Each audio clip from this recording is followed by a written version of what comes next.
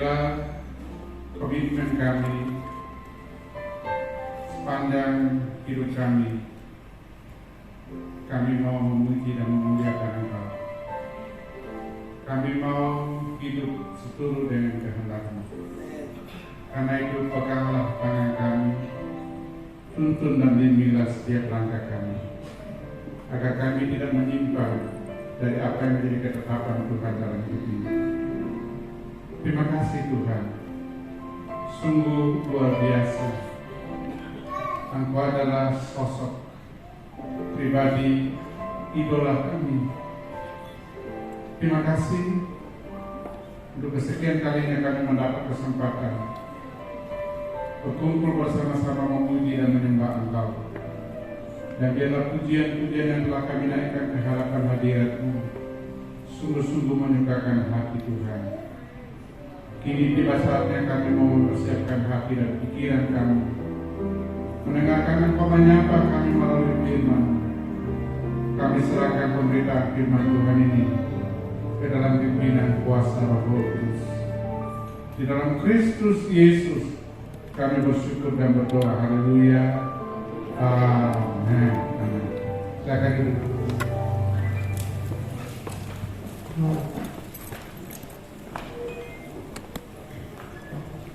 Shalom Bapak Ibu sekalian. Bagaimana kabarnya? Luar biasa. Luar biasa. Selamat tahun baru dan selamat menjalani tahun ini dengan penuh kemenangan. Amin. Dari waktu ke waktu sampai Tuhan datang pada kali ini. Amin. Hari ini saya akan menjelaskan tentang keistimewaan pribadi Kristus. Tadi minta khotbahnya sama, pertama, kedua, dan ketiga. Dan kita akan buka dari Kolose pasal 2. Kita baca ayat yang ke-6 sampai ayat yang ke-15. Kepenuhan hidup dalam Kristus. Kamu telah menerima Kristus Yesus Tuhan kita, karena itu hendaklah hidupmu tetap di dalam Dia. Hendaklah kamu berakar di dalam Dia dan dibangun di atas Dia.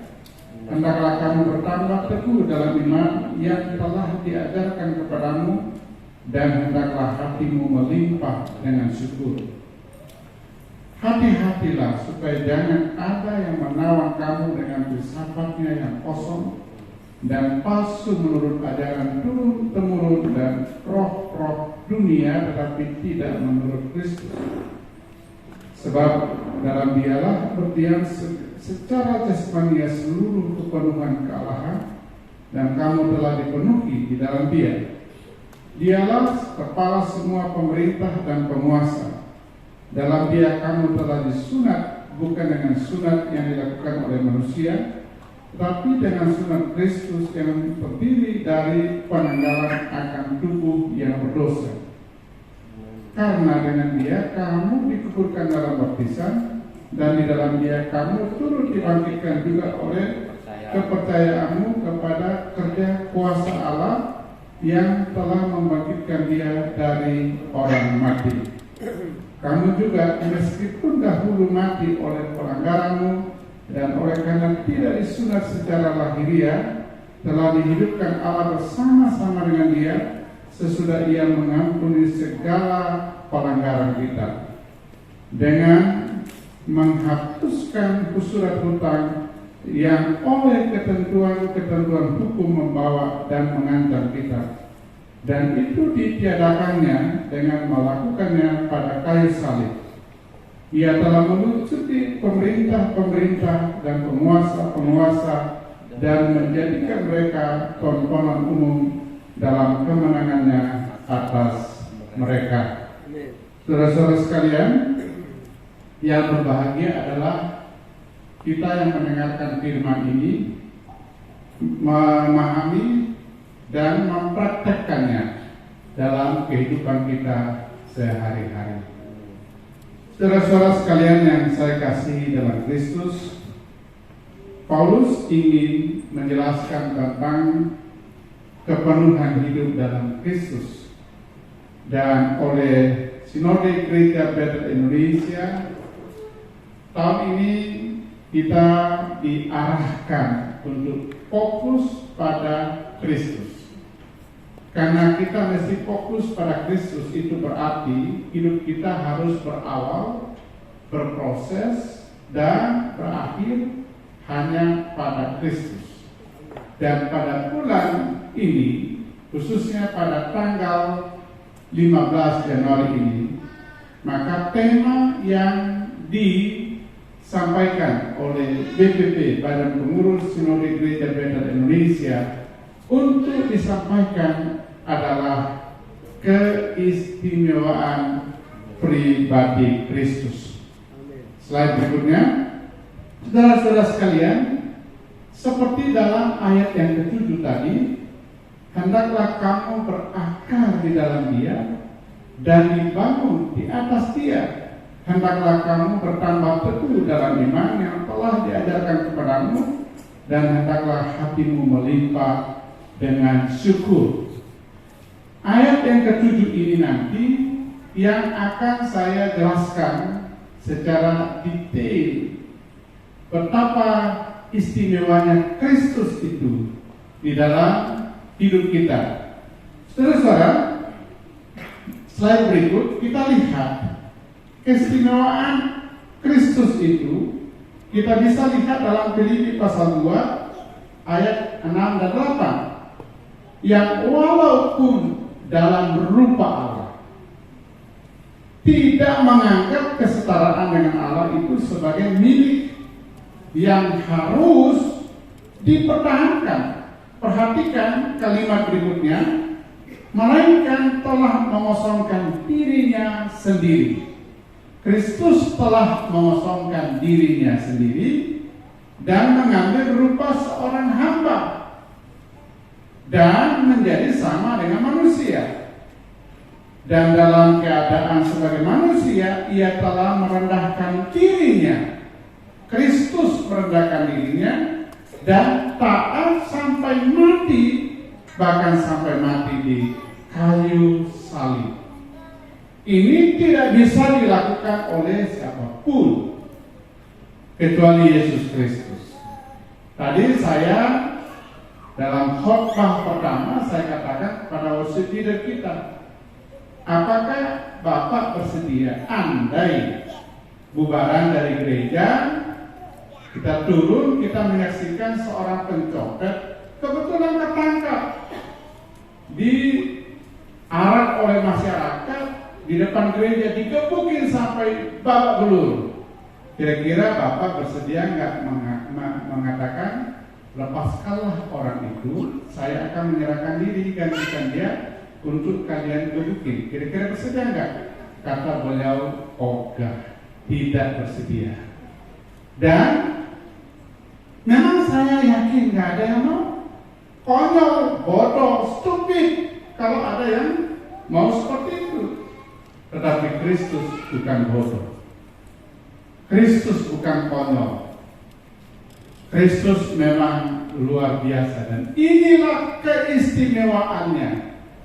Dia mengosongkan dirinya sendiri, mengambil rupa seorang hamba yang tidak punya hak apapun atas dirinya kecuali Sang Bapa yang punya hak atas dirinya, dan menjadi sama dengan manusia. Dia rela mati di atas kayu salib untuk saudara-saudara dan saya. Dan ini spesial banget. Ini istimewa. Ini khusus, ini luar biasa. Dan karena itulah saya selalu mengatakan bahwa hidup kita bukan karena hebatnya kita. Hidup ini adalah karena anugerah dari Tuhan. Dalam bahasa lain dikatakan, it's not about us, about the grace of God.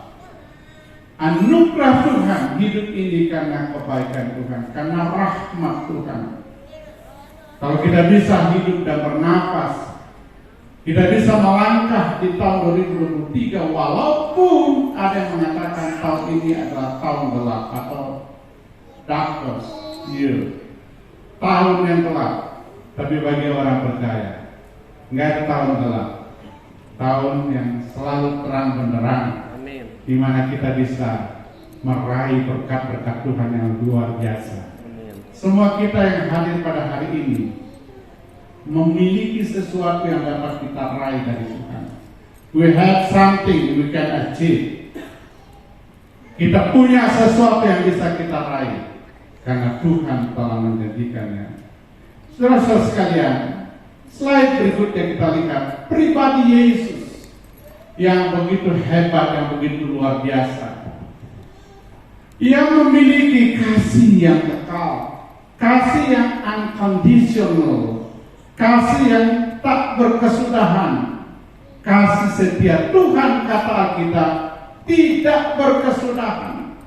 Kasih manusia bisa berhenti oleh karena kondisi-kondisi tertentu, tapi kasih Yesus, kasih yang hebat, kasih yang spesial, kasih yang luar biasa.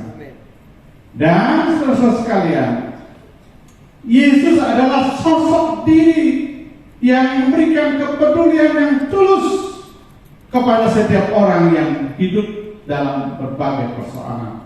Dan saya tahu bahwa semua kita yang hadir hari ini tidak ada yang tidak punya persoalan. Tetapi kadang-kadang kita nggak sadar saja. Bahkan kadang-kadang kita nggak ngerti masalah kita, apalagi orang di luar diri kita. Tapi saya bersyukur Yesus Kristus ngerti seutuhnya hidup ini. Bahkan sehelai rambut pun Tuhan menghitungnya. Maka saya senang dengan lagu yang suka kita nyanyikan di gereja, bahwa hanya Engkau pribadi yang mengenal isi hatiku. Hanya Engkau pribadi yang mengenal hatiku. Tiada yang tersembunyi bagimu, seluruh isi hatiku Kau tahu. Ibu bapak sekalian, seluruh isi hati kita Tuhan tahu. Pergumulan apapun yang kita hadapi, Tuhan ngerti dan Dia peduli, saudara dan peduli saya. Banyak orang cuek, tidak mau tahu siapa yang, tidak mau tahu sesamanya, tidak mau mengerti orang-orang yang ada di sekitarnya. Tapi Yesus Kristus, pribadi yang amat sangat peduli dengan kita. Amin. Baik pada saat kita senang maupun pada saat kita susah. Pada saat segala sesuatunya berjalan dengan baik, lancar, termasuk juga ketika hidup kita seolah melewati kerikil-kerikil, batu-batu terjal. Tapi ingatlah, Tuhan mengerti itu semua. Yesus adalah pribadi yang rela berkorban. Tadi dikatakan bahwa Dia mengosongkan dirinya, bahkan rela mati dan taat sampai mati di atas kayu salib. Ini pengorbanan yang luar biasa yang tidak dimiliki oleh manusia manapun. Sekesempurnaan pengorbanan Kristus itu dahsyat, luar biasa Bapak Ibu sekalian. Karena itu Dia sudah berkorban buat saudara-saudara dan berkorban bagi saya. Dan kita harus katakan sia-sia. Thank you, terima kasih sama Dia, karena Dia telah menyerahkan hidupnya. Yang mestinya kita yang bawa belur di atas kayu salib, tapi kita nggak sanggup untuk itu. Kristus berkata, biarlah saya ambil alih itu. Let me do that. Biarlah aku yang mengerjakannya itu, karena Dia mengasihi saudara dan saya. Itulah pengorbanan yang hebat. Itulah pengorbanan yang luar biasa. Tetapi juga yang menarik dari Yesus Kristus, Dia adalah rendah hati. Dan Yesus berkata, belajarlah kepadaku karena aku lemah lembut dan rendah hati. Kita mesti belajar menjadi orang-orang yang rendah hati, karena Kristus sang hidup itu, Tuhan yang menyelamatkan kita, teladan sempurna bagi hidup kita. Rendah hati, saudara-saudara sekalian. Halo, Ibu bapak sekalian, apa yang bisa kita sombongkan dalam hidup ini? Gak ada. Kalau kita bisa hari ini jantung masih berdetak, mata kita masih bisa memandang, melihat, jari-jari kita masih bisa bergerak, organ-organ tubuh kita semua masih bisa berfungsi, itu karena kebaikan Tuhan. Kita mesti rendah hati, saudara sekalian. Gak ada yang bisa kita sombongkan dalam hidup ini. 1 Petrus 5 ayat 5, orang yang sombong ditentang oleh Tuhan, tapi orang yang rendah hati dikasihi oleh Tuhan. Dan dalam Mazmur pasal 25 ayat 8 dan 9, orang-orang yang rendah hati akan dituntun oleh Tuhan menurut hukumnya. Bahkan Tuhan mengajarkan jalan-jalannya kepada orang yang rendah hati. Saudara-saudara sekalian, orang yang rendah hati, Mazmur 37 ayat 11, adalah orang yang memiliki masa depan, punya masa depan. Tapi orang sombong akan didoakan banyak orang supaya cepat lewat dan hidupnya sulit. Tapi orang yang rendah hati didoakan banyak orang supaya umurnya lanjut, sehat, rezekinya pun lancar. Pilih mana, sombong atau rendah hati? Rendah hati. Ya, saudara sekalian, stay humble, tetaplah rendah hati. Karena Kristus adalah pribadi, sosok yang rendah hati, konsisten dalam melakukan tugasnya. Kita harus menjadi orang-orang yang bertanggung jawab, konsisten dalam melaksanakan tugas kita. Sebagai suami, sebagai istri, sebagai pimpinan, sebagai karyawan, apakah itu di pabrik, di kantor, sebagai politisi dan sebagainya, apapun, whatever yang menjadi tugas dan tanggung jawab kita, kita mesti konsisten di situ. Dan hidup ikut Tuhan harus konsisten, jangan up and down, ya, kadang naik, kadang turun. Sebaiknya terus mendaki naik, saudara-saudara sekalian, karena hidup itu memang harus berproses. Ibu bapak sekalian, nggak boleh nyanyi itu masih seperti yang dulu, karena ada lagu itu kan, ya pak ya. Ku masih seperti yang dulu.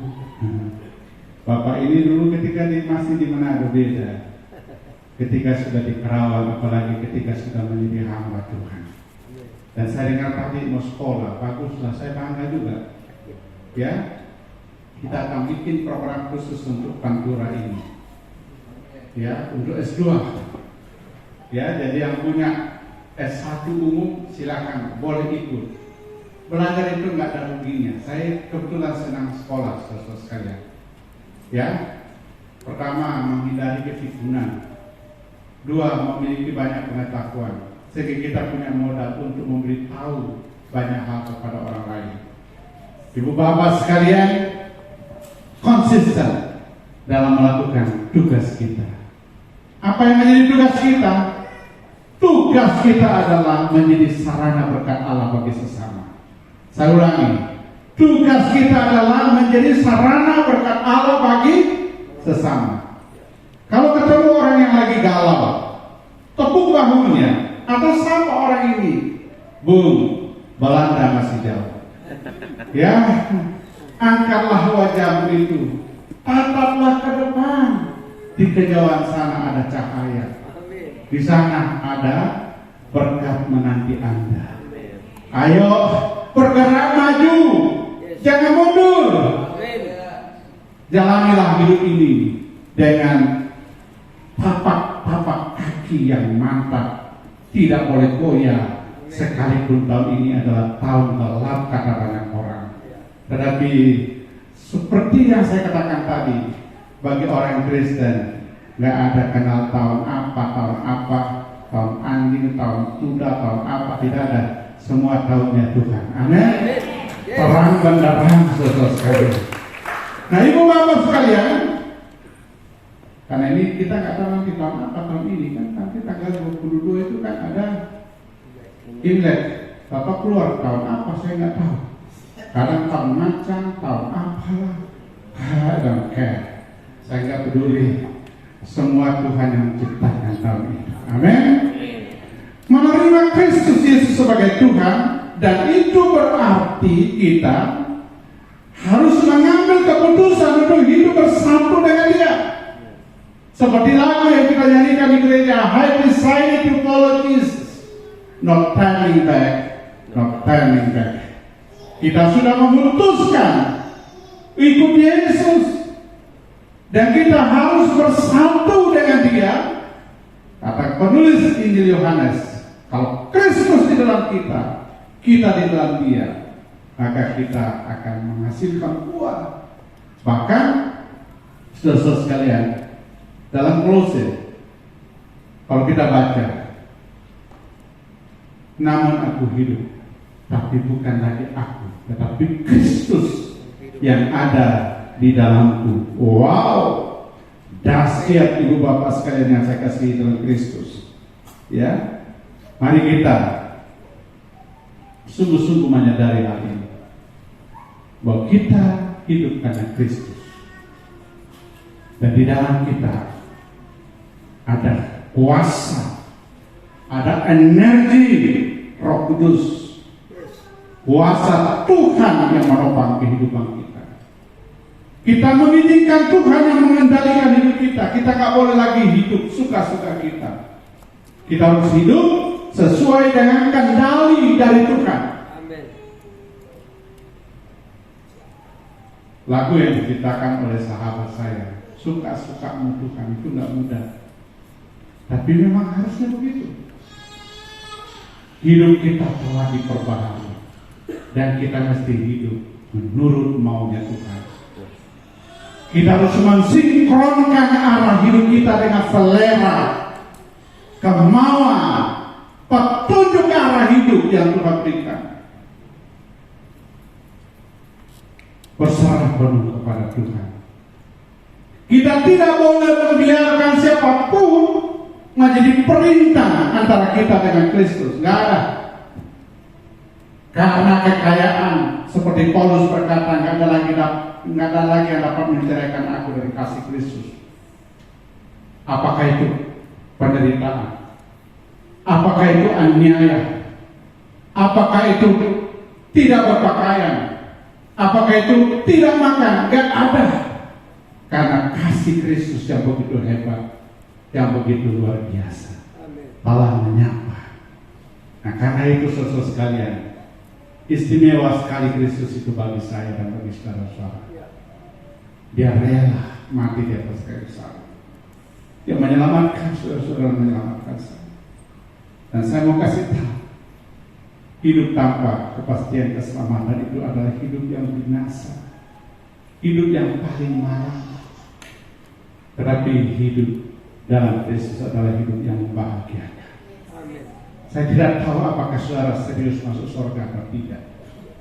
Bolehkah saya tahu siapa di sini yang serius masuk surga nanti ketika Tuhan datang menjemput?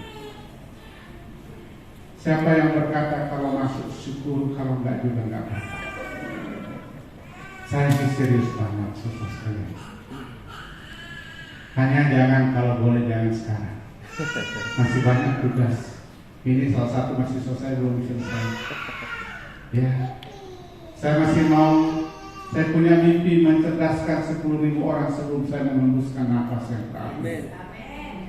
Itulah yang saya akan persembahkan kepada bangsa Indonesia, bangsa di mana saya lahir. Saya minum air dari bumi Indonesia. Saya makan nasi dari bumi Indonesia. Saya dapat istri dari bumi Indonesia. Saya harus berbuat sesuatu untuk bangsa saya yang saya cintai, yang ikut terlibat di dalam proses pencerdasan minimal 10.000 orang. Saudara-saudara sekalian, ada call kita. Hidup ini harus menjadi sarana berkat bagi orang lain. Dan saya tahu, itu sebabnya saya menjadi guru atau pendidik. Kalau Ebitnya dari pintu ke pintu, kalau saya dari kelas ke kelas, dia menawarkan ilmu. Walaupun itu secuil, tapi saya yakini bermanfaat bagi banyak orang. Saudara-saudara sekalian yang saya kasih dalam Kristus, slide berikutnya, bagaimana kita dapat membangun hidup dalam Kristus? Ini pertanyaan. Dalam Kolose 2 ayat 6, kamu telah menerima Kristus Yesus Tuhan kita. Karena itu hendaklah hidupmu tetap di dalam Dia. Siapa yang mau tetap di dalam Kristus? Tetap di dalam Kristus itu adalah pilihan yang paling penting dalam hidup ini. Amin. Jangan pernah bergeser dari situ. 1 Yohanes 5 ayat 12, barang siapa memiliki anak, dia memiliki hidup. Tapi barang siapa tidak memiliki anak, dia tidak memiliki hidup. Dan hidupnya sesungguhnya bukan yang sekarang ini. Yang sekarang ini sementara dan temporary. Alkitab berkata, Mazmur 90, 70 usia manusia itu. Kalau kuat 80, tapi lebih dari itu penderitaan, kesusahan hidup saudara sekalian. Saya suka hitung-hitung umur saya sekarang 62. Kalau 70 tinggal 8 tahun, nggak terlalu lama. Tetapi saya adalah orang yang tidak pernah takut soal mati. Saya hanya takut kalau saya tidak melakukan sesuatu yang bernilai, sesuatu yang bermanfaat bagi banyak orang, bagi lingkungan tempat di mana saya tinggal, dan bagi diri saya untuk mengelola diri sebagai anak-anak Tuhan yang sesungguhnya. Saudara-saudara sekalian, kita harus tetap di dalam Dia. Slide berikutnya, inilah 4 poin yang tadi dalam ayat yang ke-7 yang saya ingin jelaskan. Keistimewaan Kristus, dan kalau kita mau istimewa sama seperti Kristus, kita mesti berakar di dalam Dia. Berakar di dalam Dia. Kerohanian kita haruslah berakar kepada Kristus, di dalam Kristus, dan semakin akar dari sebuah pohon itu merambat jauh ke dalam tanah dan ke sekitarnya, maka pohon itu akan tumbuh menjadi pohon raksasa, pohon yang tidak akan mengalami kekeringan karena mendapatkan asupan makanan yang cukup. Bapak Ibu sekalian, bayangkanlah kalau kita nggak baca firman, kita nggak ngerti apa yang Tuhan mau, kita tidak melakukan apa yang Tuhan mau dalam hidup ini, maka hidup kita kering. Dan kalau pohon itu kering, pada akhirnya masuk di dalam dapur api, Bapak Ibu sekalian. Karena itu kita harus mengalami pertumbuhan rohani yang baik, day to day, hari lepas hari, minggu lepas minggu, tahun lepas tahun. Kita masih terus bertumbuh dalam pertumbuhan rohani yang baik. Hari ini lebih baik dari kemarin, dan besok mesti lebih baik dari hari ini. Katakan, hari ini lebih baik dari kemarin, hari esok lebih baik dari hari ini. Kita harus bertumbuh dalam pengajaran dan pendidikan firman yang makin hari makin baik, makin hari makin luas, makin dalam, dan rohani kita makin bertumbuh supaya kita kokoh. Kerohanian seseorang itu indikatornya bertumbuh atau enggak ketika dia taat dalam melakukan apa yang Tuhan mau. Tidak sombong, istri tunduk pada suami, suami mengasihi istri sebagaimana Kristus mengasihi jemaatnya, anak-anak hormat pada orang tua, tidak membenci sesama. Karena itu dari mulut kita tidak boleh keluar ujaran kebencian. Yang keluar dari mulut kita adalah shalom, damai sejahtera buat orang lain. Kalau boleh juga, nggak ada lagi ngomong-ngomong dari mulut orang Kristen, brengsek lu, ngaco lu, kacau lu, nggak boleh. Apakah ada bahasa lain untuk membahasakan maksud yang seperti itu? Ada. Ya. Tapi kadang-kadang susah sekali. Orang ke gereja, di gereja berbahasa sorga. Haleluya, puji Tuhan, God is good all the time God is good. Pulang dari gereja ke bumi Adam. Ngerti maksudnya? Seorang suami karena emosi ngomong sama istrinya, kok lu bego lu. Padahal baru pulang dari gereja nyanyi. di gereja. Nah, suami kayak gini paling goblok di dunia. Gobloknya di mana? Ini istri yang goblok. Ya, tapi kan kemarahan sudah dibunuh-bunuh. Ingat, orang Kristen harus dipenuhi Roh Kudus. Dan salah satu buah roh adalah penguasaan diri. Betul nggak? Galatia 5 ayat 23. Ibu bapak sekalian, makin mendalam dalam pengajaran yang sehat. Belajar firman. Tak ada yang tamat dari membaca kitab. Saya sudah membaca kitab ini mungkin ya, sehingga saya bisa keliru. Tapi lebih dari 27 kali bolak-balik. Saya nggak bosan-bosan. Saya nggak hafal. Siapa mau hafal begitu banyak? Tapi minimal Kejadian sampai Wahyu, berita-berita inti dari setiap kitab itu saya ngerti dikit-dikit, belum banyak. Makanya saya terus-menerus belajar. Saudara-saudara sekalian, kita mesti tertanam dan terus belajar dari pelajaran-pelajaran yang sehat. Pelajaran yang sehat itu adalah berdasarkan Alkitab yang utuh, bukan Alkitab yang sepotong. Kadang-kadang satu ayat pun dipotong-potong, dilepaskan dari konteks, dan itu berbahaya Bapak Ibu sekalian. Kelihatannya enak, tapi kacau. Karena apa? Dilepaskan dari konteksnya.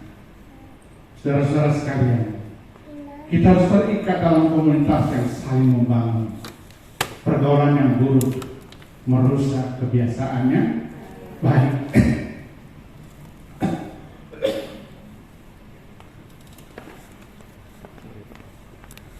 Maaf, terlalu semangat kayak gitu.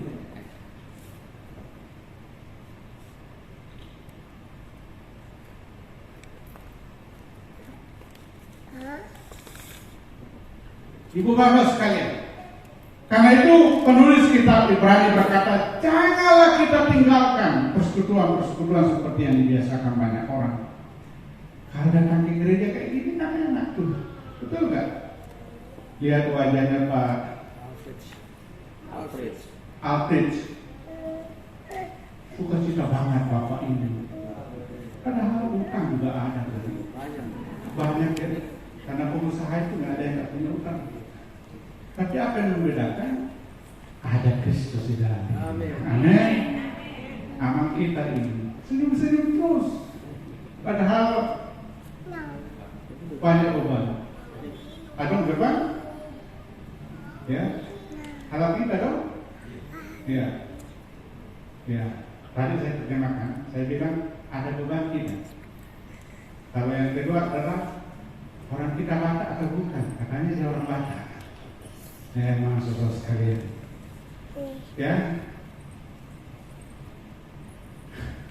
Apa yang membedakan? Saya juga persoalannya banyak. Tapi saya nggak mau terlalu galau dengan persoalan itu. Di sekolah yang saya pimpin, Sekolah Tinggi Teologi Bethel Indonesia, saya harus memastikan bahwa setiap bulan itu kurang lebih 600 juta mesti ada. Kadang-kadang kepala pening juga, tapi saya nggak mau pening amat lah. Kurang punya pekerjaan kok. Dan banyak yang sekolah nggak bisa bayar, itu masalahnya. Utang-utang terus. Ini yang sama teman-teman semangat. Ya, padahal ya mestinya sebuah perusahaan, termasuk gereja dan sekolah itu mestinya ada simpanan minimal 6 bulan ke depan, baru aman. Ini seberapa yang datang itu juga yang dikeluarin. Tapi sampai hari ini Tuhan selalu penuhi. Itu dahsyatnya, hebatnya Tuhan itu. Tidak pernah meninggalkan kita sendirian. Percaya nggak Tuhan dapat menolong kita?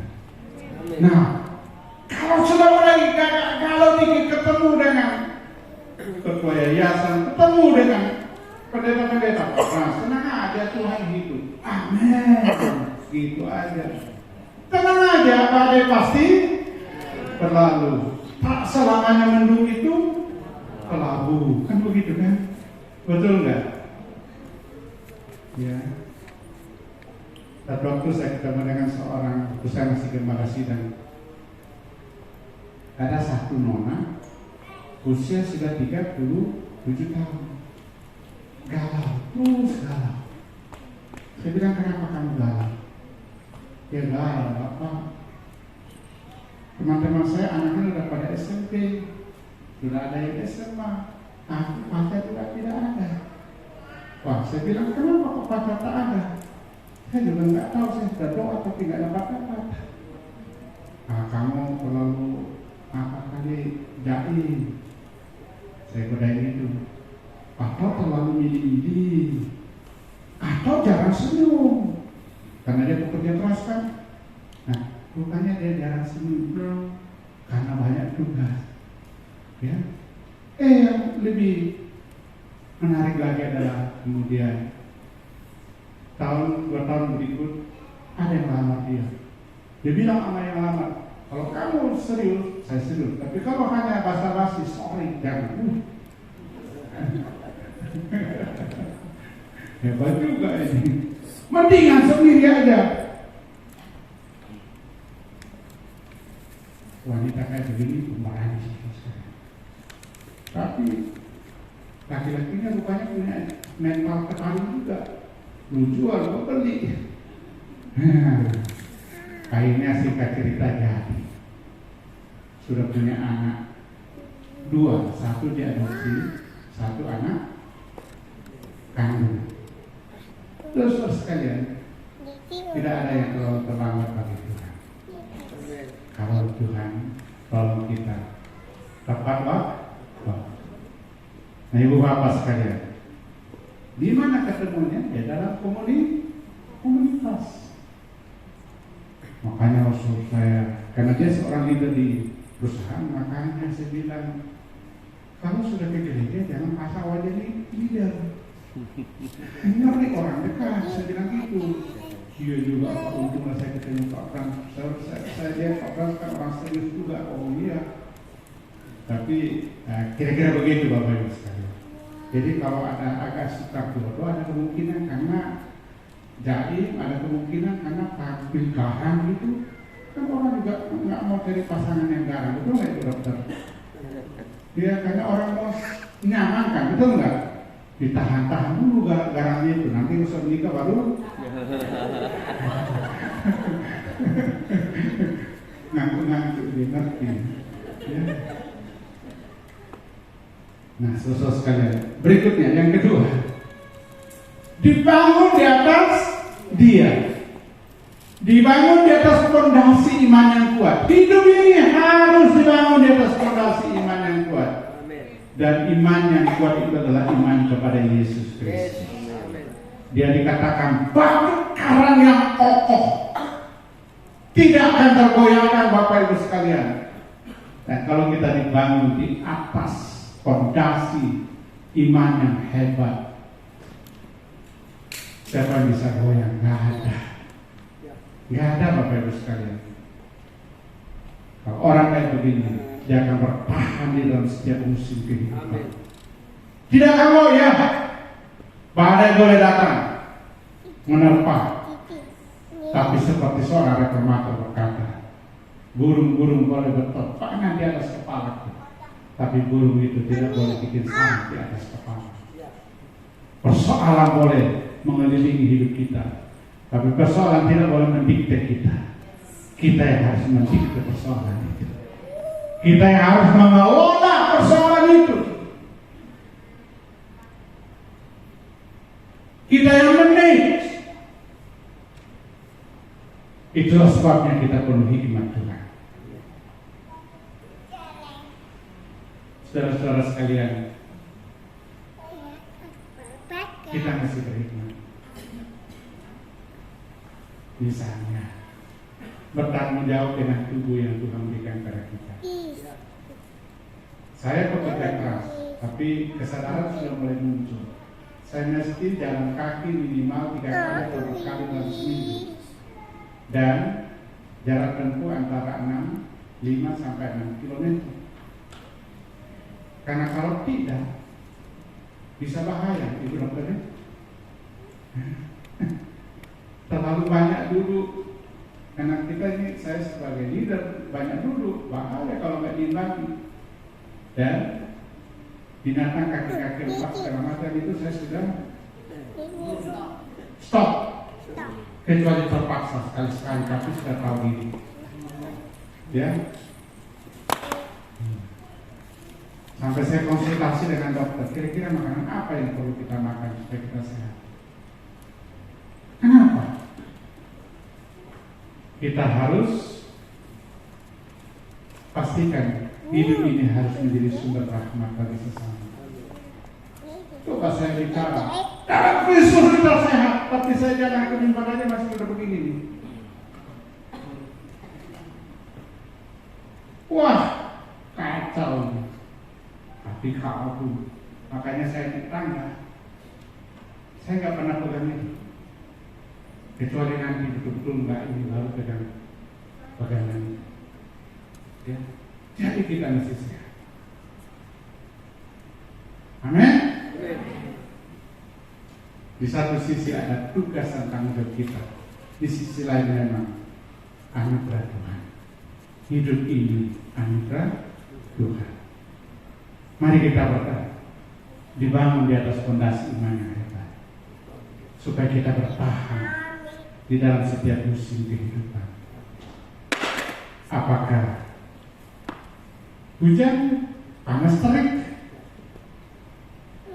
tahun gelap, tahun terang? Tadi saya katakan faktanya memang begitu, tapi dalam iman kita percaya Tuhan hebat. Saudara percaya Tuhan hebat dalam setiap musim? Buktinya kita sudah melewati COVID. Siapa di sini pernah COVID? Dokter kena juga ya. Wah, tapi kan enteng kan, nggak berat. Tapi ada kawan saya berat amat, sampai dia sudah bikin WA kepada istrinya, anak-anaknya, mohon maaf. Tapi istrinya bilang, tidak, papi belum boleh pergi, kami masih butuh. Rupanya hati yang gembira adalah obat yang manjur. Tapi ketika kita lagi galau, penyakit berbentuk sorakan, umur pendek makin mendekati kenyataan. Kan itu rumus kita mengucap syukur dalam segala hal. Hati yang gembira adalah obat yang manjur. Nggak usah dipikirin, jauh dekat sama aja. Berapa rupiah gitu ya, mulai angkot, betul nggak?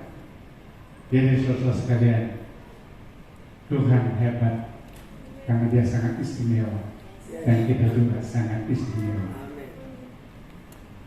Yang ketiga, bertambah teguh dalam iman kepada-Nya. Kita tidak boleh dia mengambilkan pengajaran dunia. Sekarang ini banyak bisikan-bisikan pada kita.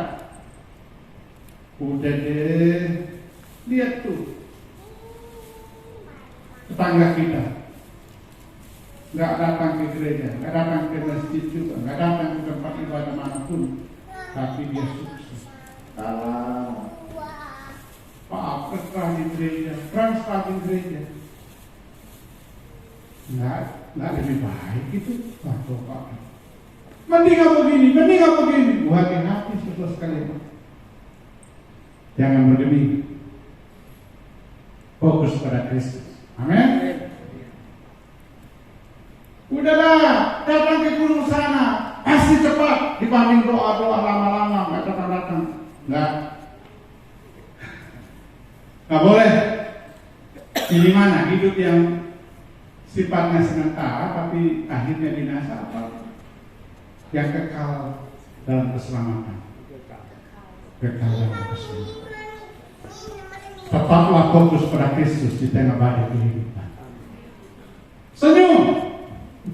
Walaupun tahun ini orang bilang tahun gelap, tetap senyum. Amin. Ya.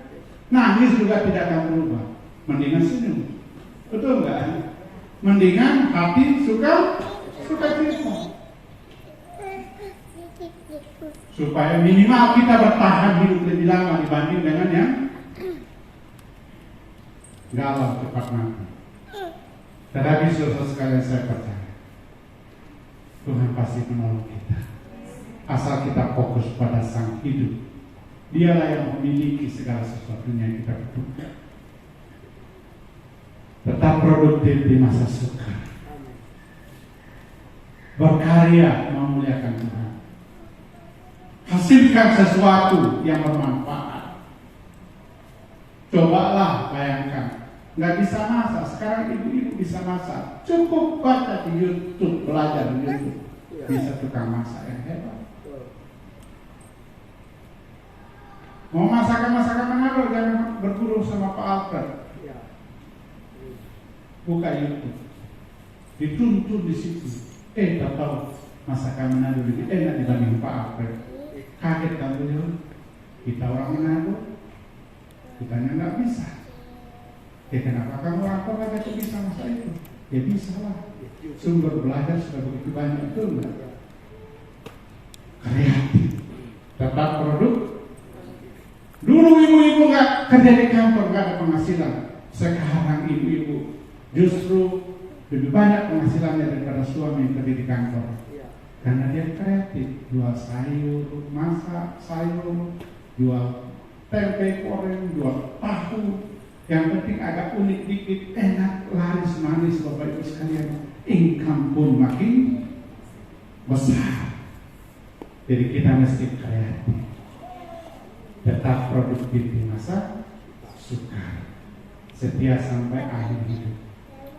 Itu yang Tuhan mau. Obedience bring blessing. Ketaatan itu membawa berkat.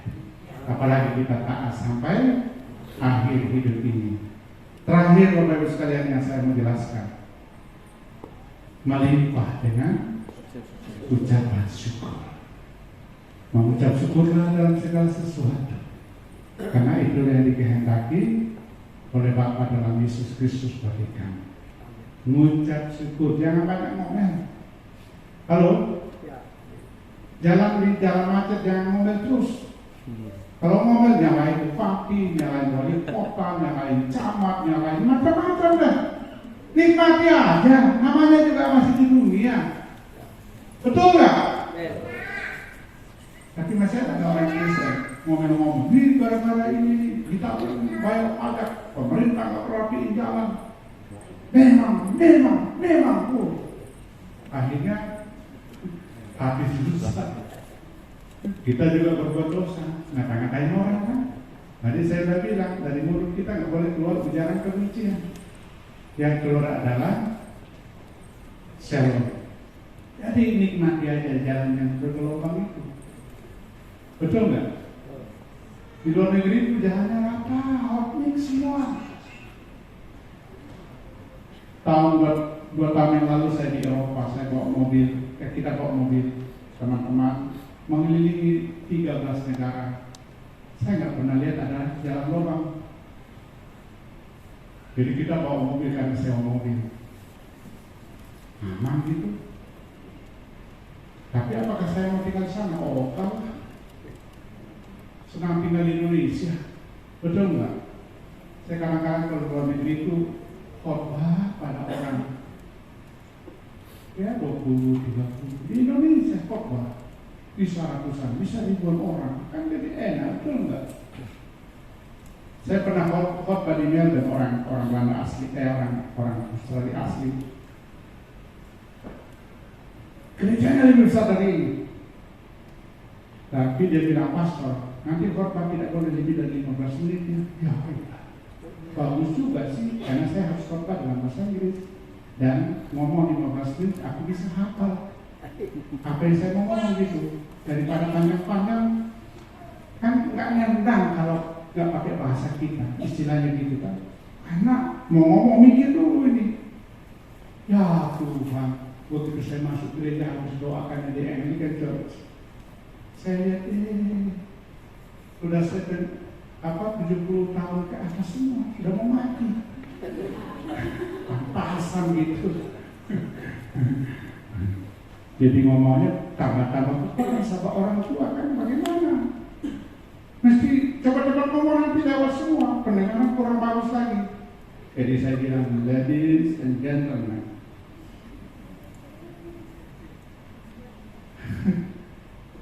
now the time we come to the Lord. Dulu, kayak tahan kan waktu ini 50 menit, ya.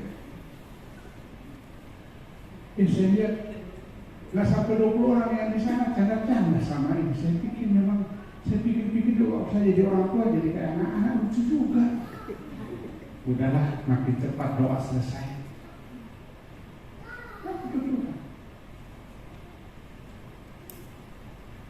Gereja itu seolah nggak berlaku dan lagi. Habis itu makan, ketawa-ketawa di situ, ya udah. Tapi di Indonesia, setelah pandemi ini sudah mulai banyak orang datang ke gereja. Walaupun kalau di kota-kota besar kayaknya lebih banyak, masih banyak yang online, ya nggak apa-apa lah. Tapi mari kita melihat, kita harus terima hidup ini sebagai anugerah dari Tuhan. Amin. Karena ini adalah anugerah, maka segala kemuliaan bagi Tuhan melalui hidup kita. Mau ibu bapak sekalian? Halo? Siapa yang mau setia kepada Tuhan? Ucap syukur ya. Yes. Gak usah ngomel-ngomel ya. Ya, nggak usah juga terbuai dengan janji-janji. Ini kan tahun janji. Tahun ini dan tahun depan itu tahun janji. Ya, biasalah adalah kau yang berjanji, kau yang mengingkari. Pegang aja janji Tuhan, betul nggak? Bahwa Kristus setia sampai akhir menyertai kita. Matius 28 ayat 20. Dan ketahuilah, aku menyertai kamu sampai pada akhir zaman, sampai pada kesudahan segala sesuatu. Dan kita kembangkan karunia kita. Jadilah dokter yang melayani. Ya, saudara-saudara sekalian. Jadilah pengusaha yang berhasil dan memberkati banyak orang. Jadilah ASN yang tidak tergoda untuk korupsi. Karena kita harus berbeda dengan orang lain. Ya, tapi yakinlah apa yang kita kerjakan, kalau kita hidup sesuai firman, akan berhasil. Mazmur 1 ayat 1 sampai 3. Berbahagialah orang yang tidak berjalan menurut nasihat orang fasik, yang tidak berdiri di jalan orang berdosa, dan yang tidak duduk dalam kumpulan pencemooh. Yang kesukaannya ialah merenungkan Taurat siang dan malam. Ia seperti pohon yang ditanam di tepi aliran air, yang menghasilkan buahnya pada musimnya, dan yang tidak layu daunnya. Apa saja yang diperbuatnya berhasil. Itulah kunci sukses bagi kita orang percaya pada Yesus Kristus. Hiduplah sesuai dengan firman. Jangan menyimpang ke kiri dan jangan menyimpang ke kanan, maka Tuhan akan menolong kita. Fokuslah untuk menghasilkan buah. Walaupun masa sulit, tapi kita tetap produktif. Buah-buah kehidupan kita harus nampak. Dan buah-buah kehidupan adalah buah-buah yang hebat, yang berkualitas unggul, yang akan menjadi berkat bagi banyak orang.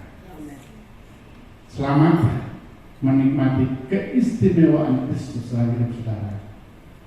Seperti Paulus berkata, namun aku hidup, tapi bukan lagi aku, melainkan Kristus yang ada di dalam hidupku. Tetap setia dalam Kristus. Tuhan memberkati. Sekali lagi selamat tahun baru dan selamat menikmati berkat Tuhan di tahun 2023. Haleluya. Amin. Hanya engkau pribadi yang mengenal. Mari kita berdiri.